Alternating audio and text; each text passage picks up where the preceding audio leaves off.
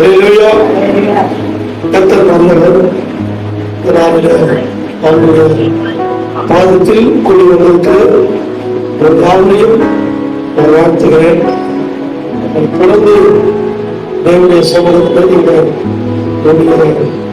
நாட்களை பயபக்தியோடு கூட அவர்களுக்கு ஒப்புக் கொடுங்க.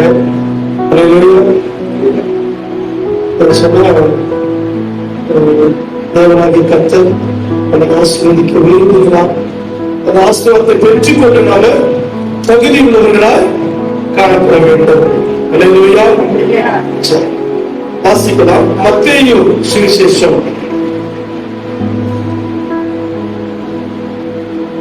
மத்தேயு சுவிசேஷம் 21ஆம் அதிகாரம் 19 முதல் 22 வசனங்கள் முடிய நாம் வாசிக்கலாம். அப்பொழுது வழி அருகே ஒரு அத்தி மரத்தை கண்டு அதனிடத்துக்கு போய் அதிலே இலைகளை அன்றி வேறு ஒன்றையும் காணாமல் இனி ஒரு காலம் உன்னிடத்தில் கனி உண்டாகாதிருக்க கடவுது என்றால் உடனே அத்தி மரம் பட்டு போயிற்று. சீசர்கள் அதை கண்டு இந்த அத்தி மரம் எத்தனை சீக்கிரமாய் பட்டு போயிற்று என்று சொல்லி ஆச்சரியப்பட்டார்கள். இயேசு அவர்களை நோக்கி, நீங்கள் சந்தேகப்படாமல் விசுவாசம் உள்ளவனாய் இருந்தால் இந்த அத்தி மரத்துக்கு செய்தது நீங்கள் செய்வதும் அல்லாமல் இந்த மலையை பார்த்து நீ இப்ப இருந்து சமுத்திரத்திலே தள்ளிண்டு போ என்று சொன்னாலும் அது அப்படியே ஆகும் என்று மெய்யாகவே உங்களுக்கு சொல்லுகிறேன். மேலும் நீங்கள் விசுவாசம் உள்ளவர்களாய் செபத்திலே எவைகளை கேட்பீர்களோ அவைகள் எல்லாம் பெறுவீர்கள். எனக்கு அன்பான தேவ ஜனமே, இந்த 19 முதல்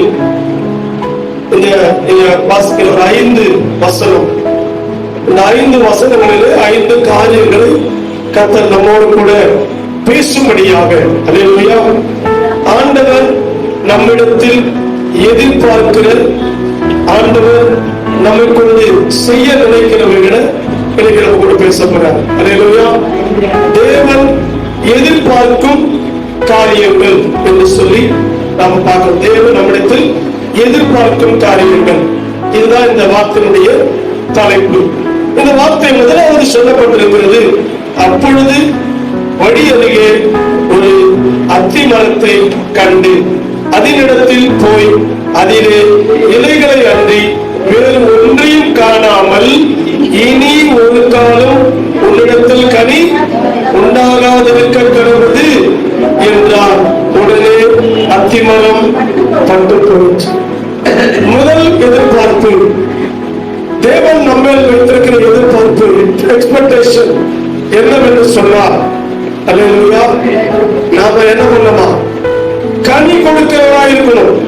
எப்ப எப்ப சொல்லுங்க, எப்ப கனி கொடுக்கணும்? எப்ப கனி கொடுக்கணும்?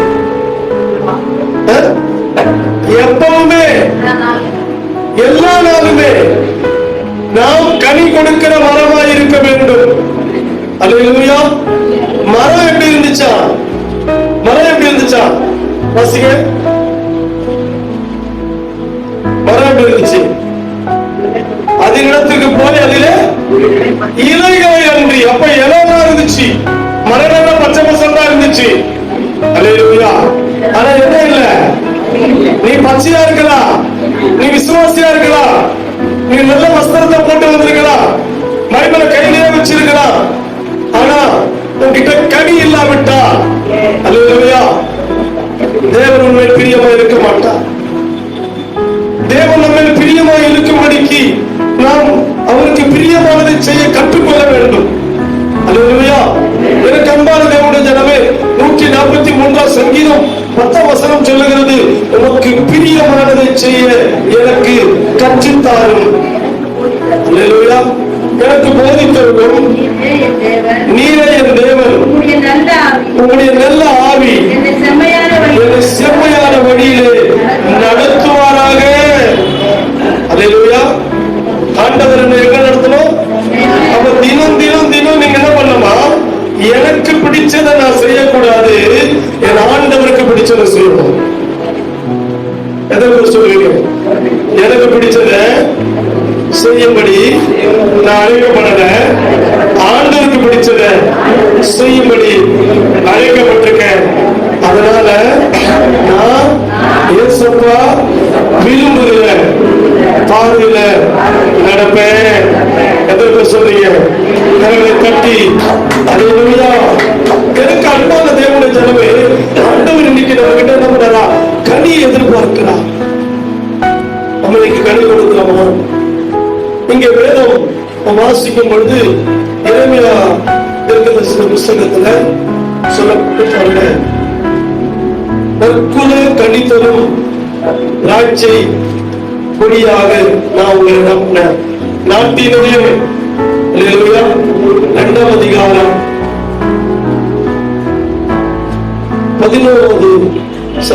2ஆம் அதிகாரத்தினுடைய 21 வசனத்தை வாசிக்கும். நான் உன்னை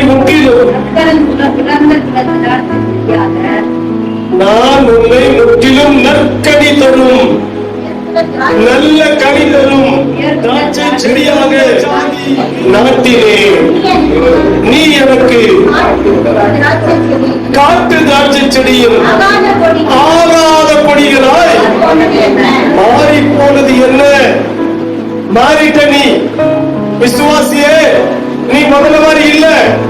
தேவ சபையில் நிற்கிற விசுவாசியே, ஆரம்பத்துல ஆண்டவர் மேல இருந்த அந்த விசுவாசம் இப்ப உனக்கு இல்ல. ஆரம்பத்தில் இருந்த பக்தி உனக்கு இல்ல. ஆரம்பத்தில் இருந்த ஜபம் உனக்கு இல்ல. ஆரம்பத்தில் இருந்த பொறுமை உனக்கு இல்ல. இன்னைக்கு அன்பையும் சாந்தத்தையும் பொறுமையும் தரித்துக் கொள்கிற குணம் இன்னைக்கு இல்ல. கேரக்டர் மாறி போச்சு. ஆனா நாம எப்படி தெரிந்து கொள்ள தெரியுமா? நற்குல கனி தரும் உயர்குல திராட்சை செடியாக. அல்லேலூயா. உயர்ந்த சாதி மரமாய் உன்னை நாட்டினேன். நல்ல கனி கொடுப்பேன்னு எதிர்பார்த்தேன். இயேசு வந்தா அதை பார்த்தா, ஒருவேளை இயேசு இன்னைக்கு வந்து இங்க பார்த்தாருன்னா சபைக்கு வராத விசுவாசிகளை பார்த்து என்ன சொல்வாரு? அல்லேலூயா. பெத்த தாய்க்கு பிரயோஜனப்படாத நீ யாருக்கு பிரயோஜனப்பட போனா? அல்லேலூயா. குடும்பத்துக்கு உதவாதவன் ஊருக்கு உதவாத இடம் எழுதணும். அல்லேலூயா. முதல்ல சபைக்கு பிரயோஜனம் உள்ளவனாயிரு. இயேசு இங்க வரும் பொழுது உன்கிட்ட தேடுற கனி இருக்கா? சபை கூடி வருவதில்லை சிலர் விட்டு விடுகிறது போல, எபிரேயர் 10:25 சொல்கிறது போல இன்னைக்கு சபை கூடுதல் என்ன பண்ணிடுறோம்? விட்டுறோம். புத்தி சொல்றவா? கனி இருக்கா? கலாத்தியர் 5:22 சொல்லுகிறது அந்த ஆவியின் கனிகளை குறித்து. எத்தனை விதமான கனிகள் இன்னைக்கு இருக்குதா? செக் பண்ணி பாருங்க.